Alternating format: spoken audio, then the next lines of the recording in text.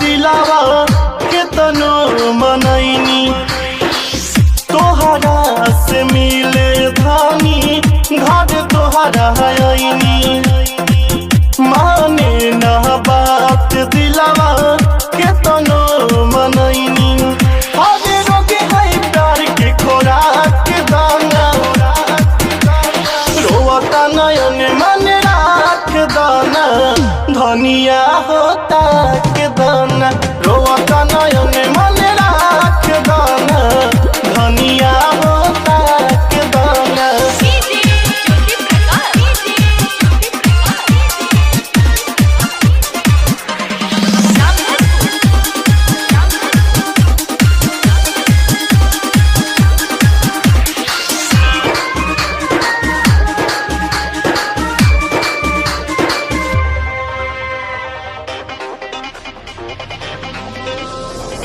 कतही जाई चैन न पाई कैसे मन के मनाई हो तोहके हरदम खोजे अखिया कैसे हमें समझाई हो कैसे हमें समझाई हो।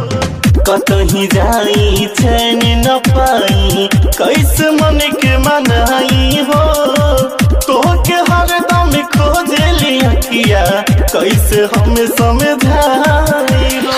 पिया पिया कही के अलाप दाना रोता नयन मन राख दाना धनिया होता के दाना रोता नयन मन राख दाना धनिया होता के दाना के दाना।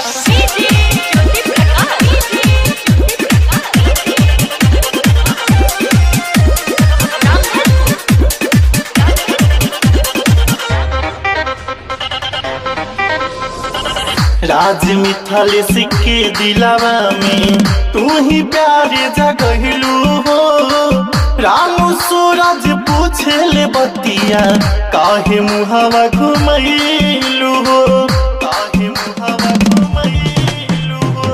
राज मिथल सिक्के दिलावा में तू ही प्यार जगहिलू हो रामू सूरज पूछे ले बतिया काहे मुहावा घुमैलू हो। हो जाता दीवाना तू आवाज दाना रोता नयन मन राख दाना धनिया होता के दाना रोता